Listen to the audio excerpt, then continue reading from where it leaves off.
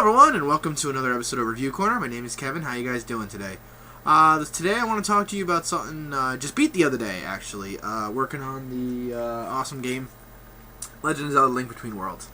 Now, I'm going to do a review about it, to let you guys know how I felt about it. I honestly was a little skeptical at first when I started to play it. It was a repeat of A Link to the Past, which is a fan favorite for me because it was part of the Super Nintendo generation, which was amazing. And everybody loved it, but I felt like it was playing the game twice. You know, I don't need to play an exact copy of a game. I mean, I know a lot of video games nowadays, they're remaking a lot of the stuff for the new consoles, and they're making it better. I was a little, needless to say, bored, but there's a couple of things that changed it and made it really good. For one, the dungeon system. I really liked. You were able to go to any dungeon you wanted, in any order. You didn't have to go Dungeon 1, Dungeon 2, Dungeon 3. You did, however, in the very, very beginning of the game, when you go to search for the medallions to unlock the Master Sword. Now, if any of you played the old A Link to the Past, it's exactly like that. You need to unlock the Master Sword, and then you need to fight the bad guys. I'm going to go into my review later on in a second. I just want to do my quick 5-second pro quo about it. It's, yeah. No progression in the dungeons were in order. The weapon system I'm going to talk to you about as well. I wasn't particularly a fan of, but once you get them all, it's like, oh my god, you're crazy. Crazy, crazy, crazy. So, yeah. So, start off from the beginning. So, my glasses are all over the place. A Link Between Worlds. Starts out as you are Link, the blacksmith's apprentice. You go to the blacksmith's house, and you meet the captain of the guard from Hyrule Castle. He leaves his sword there that was just going to get repaired, and you have to bring it to your captain to give it to him, because he forgot it, naturally. So you go to the Sanctuary. The map layout of this game is exactly the same as A Link to the Past. And I don't have a problem with that, because, you know, if you played it like me 65,000 times, you're gonna know the exact layout of where everything is, which makes it amazing.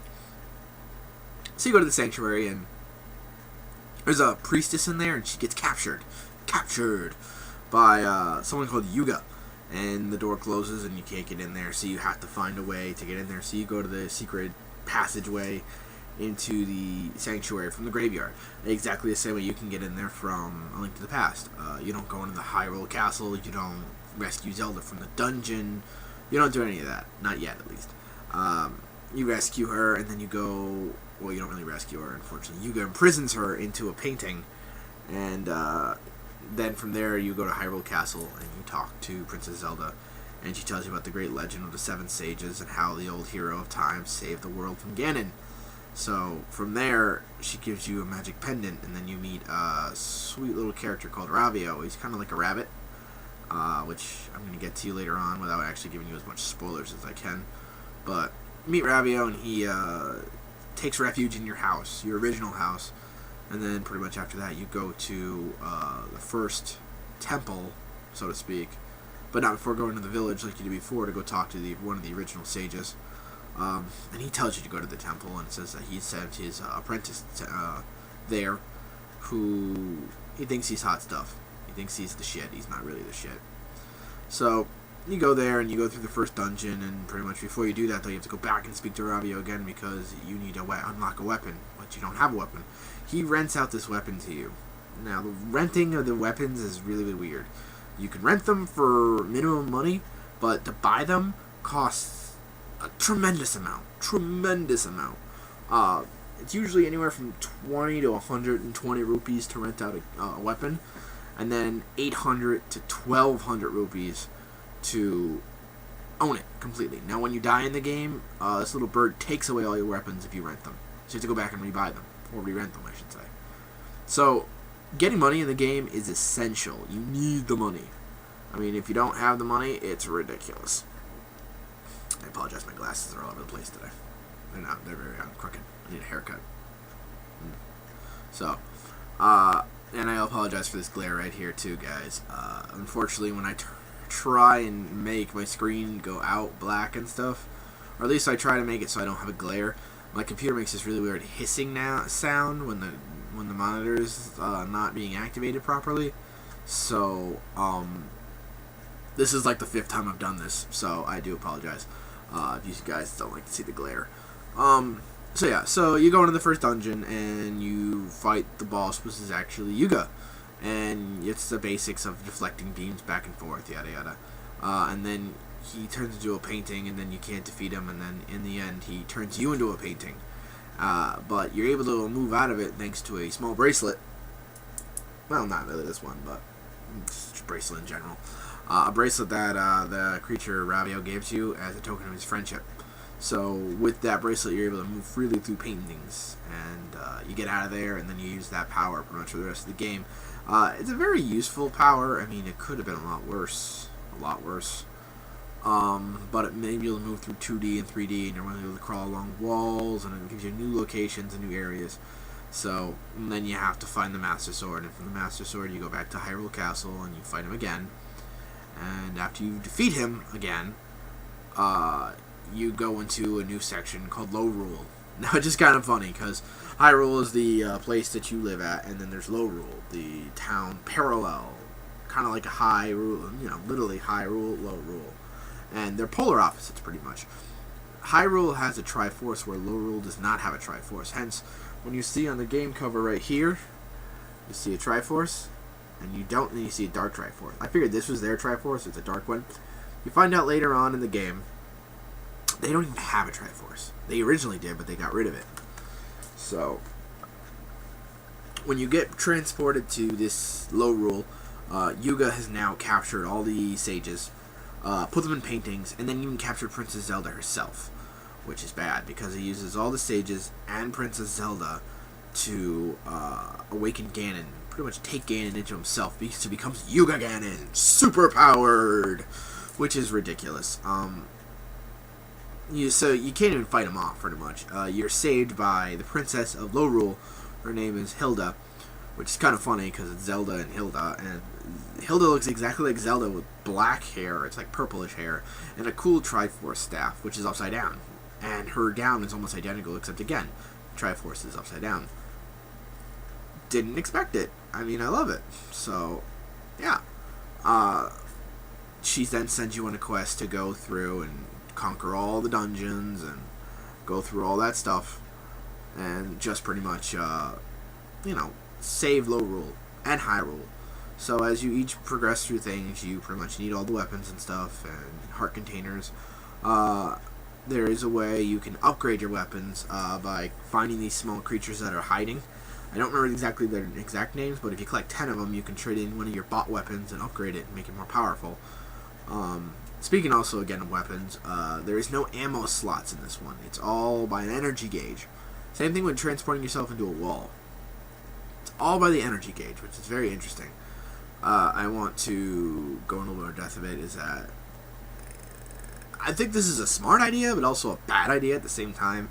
Could have been a lot worse. They could have thought of something really stupid, but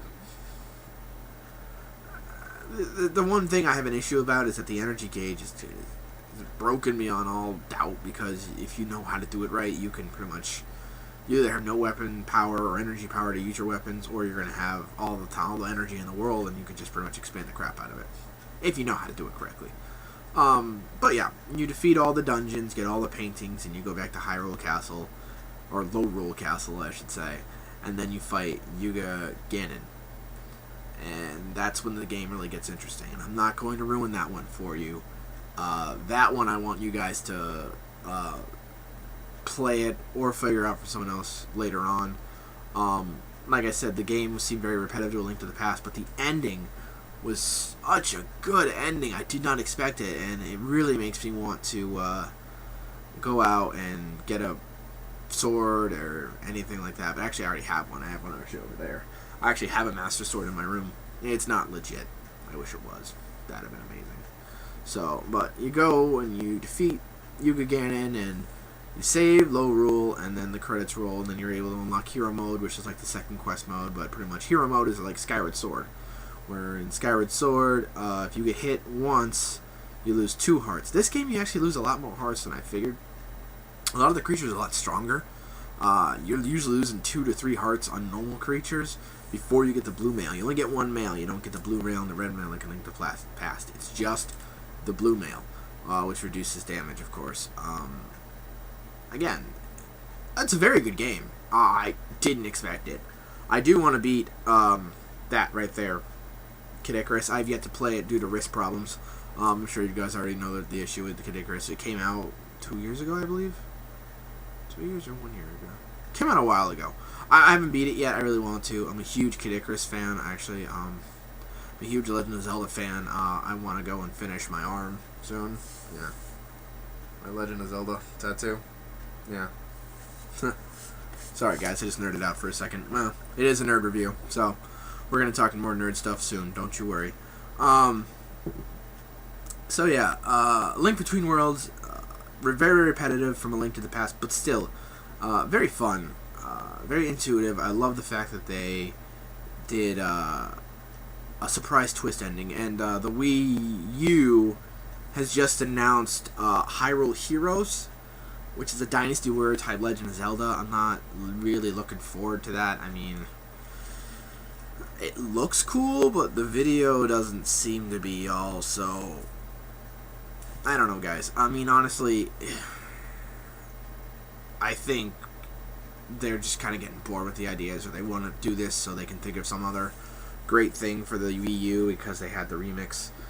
And then this 3DS port, and now they actually want to make a title for its own, on its own, but I don't think having a Dynasty Warrior type Zelda is going to help. I think it actually will make it worse. So, that's my opinion. I mean, but yeah, so, yeah. Link Between Worlds, definitely a purchase. I recommend that you guys don't have a 3DS, you go out and buy one immediately. I definitely recommend you get a Link Between Worlds, watch the ending, play the game. It's a very good game. You probably can beat it. I mean, if you want to do full 100% completion without a player's guide, I probably could take you roughly 25 hours, give or take, maybe. The dungeons, unfortunately, are very short, but finding everything in this game is really what it's all about, and exploring and checking out the whole world. So I definitely recommend it. So yeah. So Link Between Worlds, definite must. Buy it, guys. Seriously. So that's your review of Link Between Worlds. That is your review to A Link Between Worlds. I apologize. I said it all wrong again, but I do this stuff raw. I don't edit it at all, guys. So you're gonna see all that stuff go through. That's the way I roll. Check me out for other reviews. I did a quick review of Hobbit: The Desolation of Smaug. Talked about why I'm not a fan of it. Check out my other review on the Spider-Man 2 trailer. Subscribe to my channel if you like A Link Between Worlds. Subscribe to my channel, guys. Come on, I'm going to start making out more movies soon. In the meantime, my name's Kevin. This has been your Review Corner. Have a good day.